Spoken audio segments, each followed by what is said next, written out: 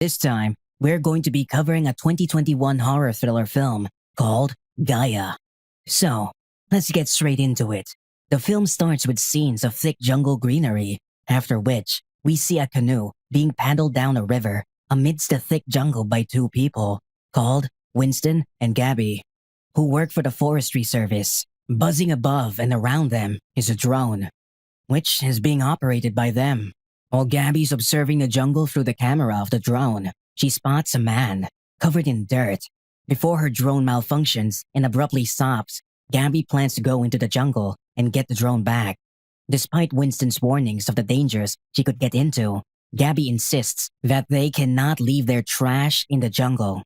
Thus, after saying she would meet him shortly, Gabby gets off the canoe and makes her way into the jungle, and Winston continues to paddle down the river. Next, we're shown the malfunctioned drone fastened to the back of the unknown man, seen by Gabby, who's following another man through the jungle. Both their skins are an ashy color due to the dirt covering their bodies. As Gabby wanders through the greenery, these mysterious jungle dwellers are seen covering a camera set up by Winston and Gabby with mud.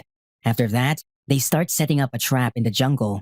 In the meantime, Winston also makes his way into the jungle to observe the camera he set up and is shocked to find it covered with mud. The jungle dwellers are then shown collecting worms and mushrooms from the jungle with covered mouths and noses for protection against the mushroom spores. One of them spots a plastic bag drifting through the wind and immediately goes to grab it and puts it away.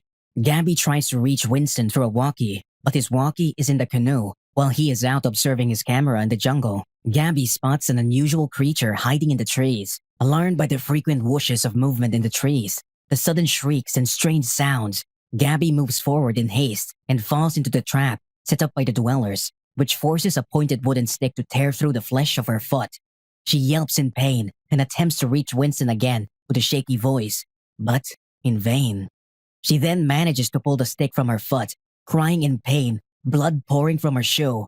Winston hears her cry and hurries to the canoe, but due to his sudden movements, his walkie slides into the water and stops working. He hurriedly gets in the canoe and paddles down the river, calling out to Gabby. Night falls soon after, and Winston sets off into the forest to look for Gabby with a flashlight in his hand, repeatedly calling her name. Meanwhile, Gabby grabs a wooden stick for support and limps into the jungle, from which an eerie red light seems to be emanating now. While looking for Gabby, Winston gets startled by a sudden whisper in the forest and stumbles into a swamp. He notices someone behind a tree and tries to make his way to it. Thinking it must be Gabby, Gabby locates a small hut in the dark and limps to it. She knocks at its door, but no one answers. So, she pushes the door open and walks in. In the dim light of her cell phone, she sees wooden tools and blankets. She moves forward and collapses onto a blanket on the floor, where she removes her shoe and bandages her foot, falling to a slumber soon after. Winston manages to get out of the swamp, but due to strange scary sounds and whooshing movements, he starts to run. At the hut, Gabby is woken up by a nightmare where she coughs out a weird substance in her hand that immediately starts to spread. Just at that time, the two jungle dwellers, covered in dirt, draped in rags, wielding handmade tools, walk into the hut and put a knife to her throat. The older of the men notices her foot and says, "You broke our trap."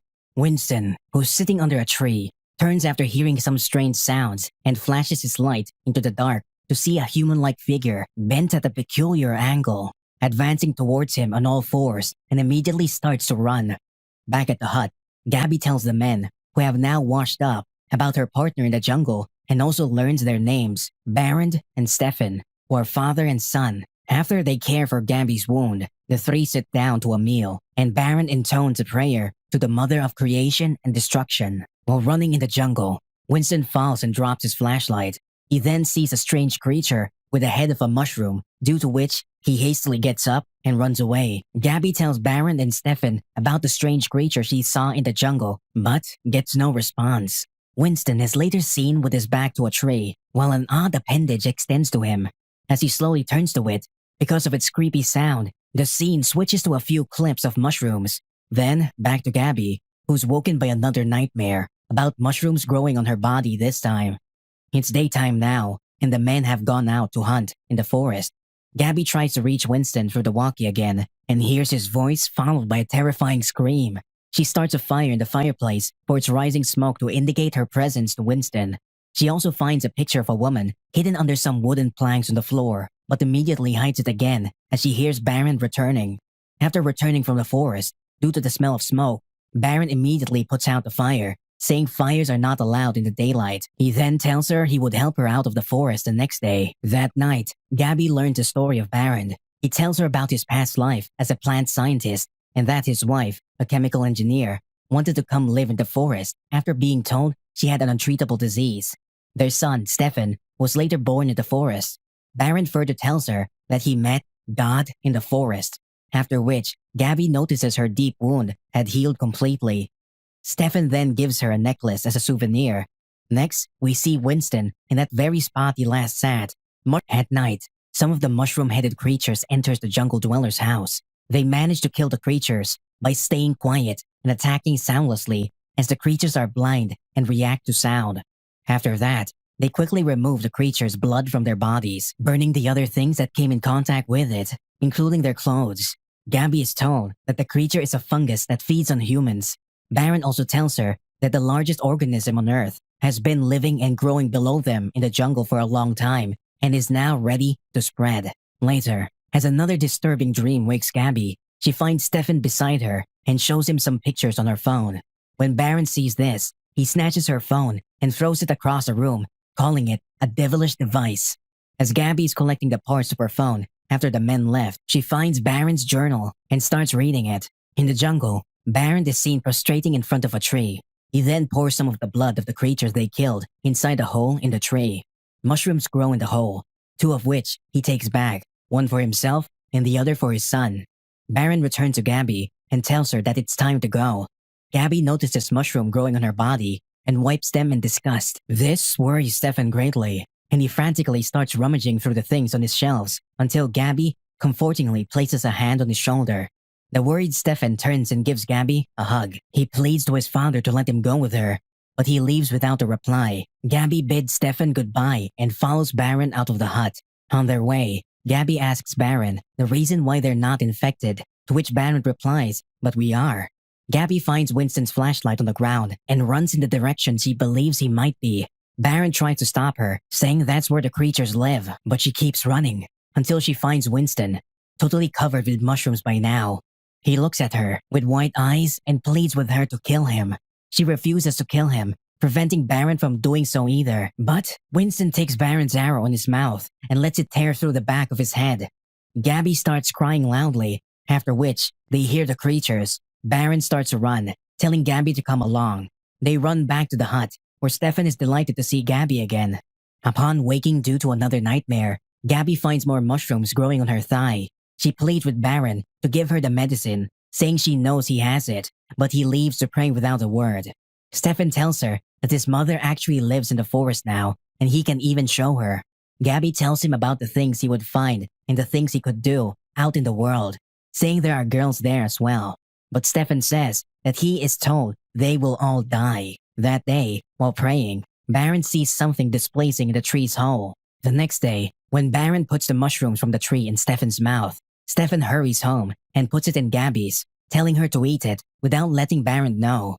As Gabby eats it, the mushrooms on her thigh shrink and disappear. Baron then asks her if she's ready to leave, but she tells him that she wants to stay. Stefan teaches Gabby archery and takes her to see his mother, who appears to be a part of the tree now, covered with plants and mushrooms. Just like Winston, after they return, Stefan gives Gabby a memory card on which she finds pictures of Baron, the creatures, and the forest. Gabby swipes through the photos as she asks Baron to explain his fate to her. Baron criticizes the human world, saying humans have chosen their demise, and that if she cares about them, she should just pray for a faster, merciful end. When Gabby shows her eagerness to see more, Baron lets her sit through their rituals. Gabby passes out and sees a number of things: a huge tree, swamps, and at the end, she sees Stefan with an arrow in his mouth, blood oozing from it. When she wakes up, Baron asks her if she heard her, to which Gabby nods. Baron says that though he begged and implored, the goddess demanded the sacrifice of Stefan, and that's what he saw through the hole that day while praying.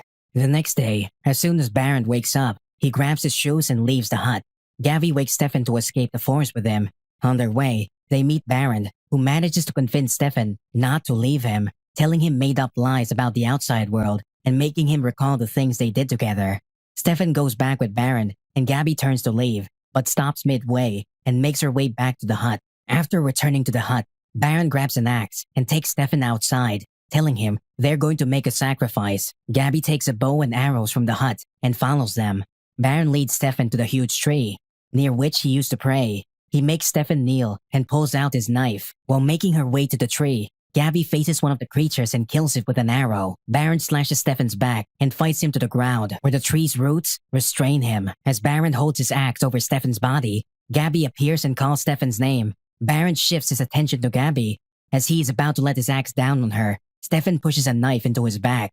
Gabby and Stefan then leave Baron behind and make their way back to the hut. Next, Baron is shown infected with mushrooms growing over his back. He tries to pour some of his blood into the tree's hole for the medicinal mushroom, but does not find any. Back at the hut, Gabby has been infected as well. Only Stefan is left healthy. Stefan stays alongside Gabby for a while as mushrooms slowly cover her whole body. She tells him to leave her behind and go out into the world. In the end, Stefan leaves Gabby, who is now totally covered in mushrooms, head to toe, and leaves for the city. Later, Stefan is shown enjoying a meal in a cafe in the city. As soon as he leaves the cafe, fungus grows on his leftovers, and the movie ends.